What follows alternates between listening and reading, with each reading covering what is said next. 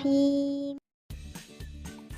Bismillahirrahmanirrahim. Assalamualaikum warahmatullahi wabarakatuh. Bertemu lagi dengan Ustazah Diah di pelajaran Bahasa Indonesia. Sekarang kita akan membahas tema 7 subtema 1 tentang menentukan gagasan pokok atau pokok pikiran pada bacaan atau paragraf.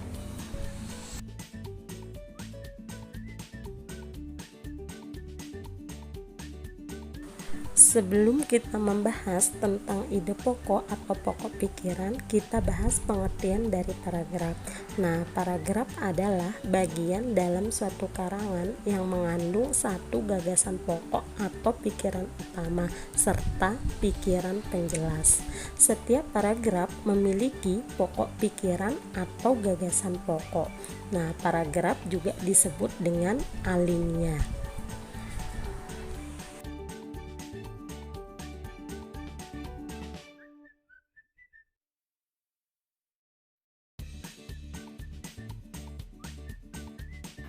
Selanjutnya adalah pengertian dari pokok pikiran. Pokok pikiran merupakan ide atau gagasan utama dalam sebuah paragraf atau bacaan yang mengandung informasi inti. Nah, di mana pokok pikiran juga sebagai informasi fokus yang ada dalam suatu paragraf. Dalam sebuah paragraf, pokok pikiran atau ide pokok biasanya terletak pada awal dan akhir paragraf. Pokok pikiran disebut juga pikiran utama, gagasan utama, atau gagasan pokok.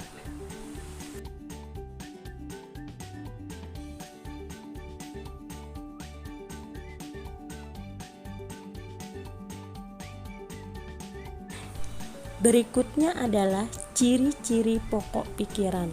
Yang pertama berupa pikiran utama atau gagasan utama. Yang kedua mengandung pokok persoalan atau inti persoalan.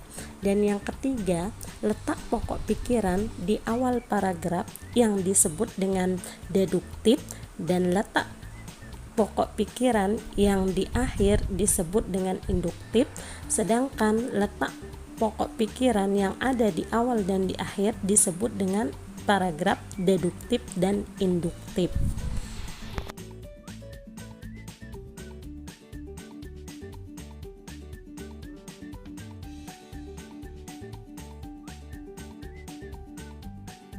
Selanjutnya, cara menentukan pokok pikiran pada paragraf. Yang pertama, membaca seluruh kalimat dalam paragraf, di mana membacanya itu harus dengan cermat. Yang kedua, cermati setiap kalimat pertama hingga akhir dalam sebuah paragraf, atau menandai kalimat awal, kalimat akhir, atau kalimat awal dan kalimat akhir paragraf. Yang ketiga, tandai informasi penting dalam setiap paragraf. Dan yang keempat, dalam sebuah paragraf, pokok pikiran biasanya terletak pada awal dan akhir paragraf, yaitu dengan cara menandai pokok pikiran yang terdapat di awal, akhir, atau awal dan akhir pada paragraf.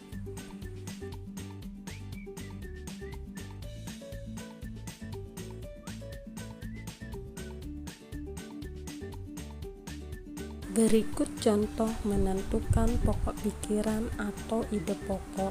Bacaan yang pertama, memainkan alat musik sasando tidaklah mudah. Dibutuhkan harmonisasi, perasaan, dan teknik untuk menciptakan melodi-melodi.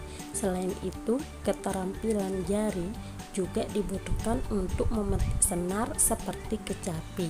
Nah, di sini jadi pokok pikirannya adalah bermain alat musik sasando itu sulit, atau bermain alat musik sasando tidaklah mudah.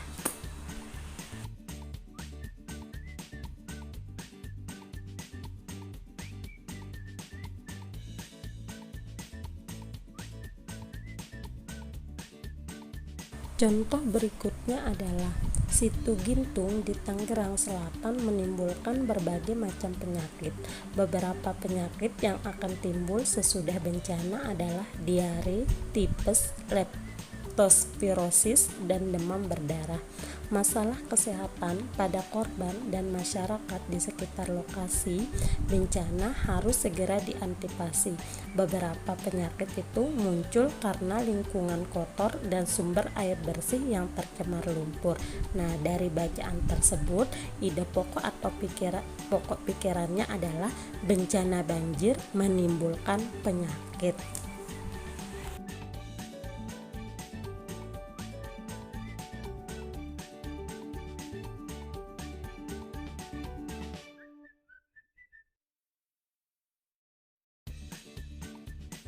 Hanya ini yang dapat Ustazah sampaikan, semoga bermanfaat. Apabila ada kata yang salah, Ustazah mohon maaf. Terima kasih. Wabillahi taufiq wal hidayah. Wassalamualaikum warahmatullahi wabarakatuh. Tetap semangat ya Kak.